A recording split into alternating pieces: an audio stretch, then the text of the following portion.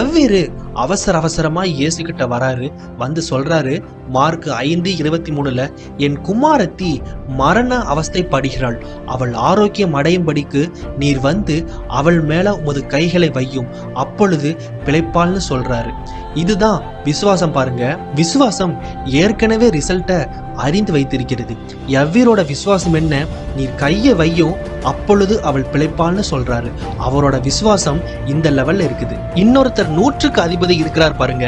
அவர் சொல்றாரு, இயேசுவே நீர் ஒரு வார்த்தை சொல்லும், என் வேலைக்காரன் சொஸ்தமாவான்னு சொல்றாரு.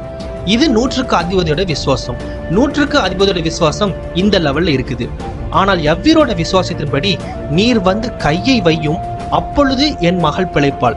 இந்த லெவல்ல எவ்வீரோட விசுவாசம் இருக்குது. உடனே இயேசு எவ்வீரோட வீட்டுக்கு கிளம்புறாரு. ஆனா போகிற வழியில ஒரே ஜனத்திரள். இதை பார்த்ததும் எவ்வீருக்குள்ள பிரஷர் பில்டப் ஆகுது.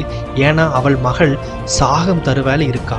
இந்த ஜனத்திரளை பார்த்ததும் உள்ள பிரஷர் பில்டப் ஆகுது. ஆனா அதை பத்தி எவ்வீரு இயேசுவிடம் ஒன்றுமே சொல்லல. இயேசு எவ்வீரு வீட்டுக்கு வந்து கொண்டிருக்கும் போதே 12 வருஷம் பெரும்பாடுள்ள ஸ்திரீ வந்துடுறாங்க. அவங்க இயேசுவின் வஸ்திரத்தை தொட்டு சுகமாயிடுறாங்க. உடனே இயேசு யார் என்னை தொட்டதுன்னு சொல்லி பேச ஆரம்பிக்கிறாரு. எவ்வீரும் நின்று கேட்டுக்கிட்டு இருக்காரு. அவனுக்குள்ள இன்னும் அதிகமா பிரஷர் பில்டப் ஆயிருக்கும். ஏன்னா தன்னுடைய மகள் சாக கிடைக்கிறா, ஆனா இயேசு பேசிக்கிட்டு இருக்காரே என்று அவனுக்குள்ள பிரஷர் பில்டப் ஆயிருக்கும். ஆனா அப்பவும் எவ்வீரு ஒண்ணுமே பேசல. ஏன்னா எவ்வீரு இயேசுவை முழு மனதை நம்புனான். என்ன நம்புனா? இயேசு கையை வைத்தால் என் மகள் பிழைப்பாள் என்கிற காரியத்தில் அவன் உறுதியாய் விசுவாசித்தான். அவன் டபுள் மைண்டரா இல்ல, சந்தேகப்படல. சந்தேகம்தான் டபுள், ஆனால் விசுவாசம் எப்போதுமே சிங்கிள். அவன் அந்த ஒரே விசுவாசத்தில் உறுதியாய் தரித்திருந்தான். அந்த ஸ்திரீ தன்னோட 12 வருஷம் பாடுகளை இயேசுவிடம் சொல்லிட்டு இருக்காங்க.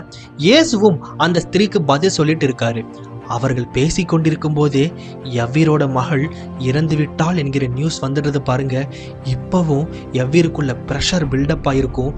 வாயை திறந்து ஏதாவது பேசிடலாம் போல இருக்கும். ஆனா எவ்வீரு ஒண்ணுமே பேசல.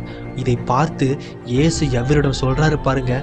மார்க் 5:38, பயப்படாதே, விசுவாசம் உள்ளவனாயிரு. எவ்வீரு இந்த சிச்சுவேஷன்லயும் ஒண்ணுமே சொல்லல. அவள் பிழைப்பாள் என்கிற காரியத்தில் உறுதியாய் இருந்தான். இயேசு தன் மகளின் மீது கையை வைக்கும் போது தன் மகள் பிழைப்பாள் என்கிற காரியத்தில் ஒரே மனதாய் இருந்து உறுதியாய் விசுவாசித்தான்.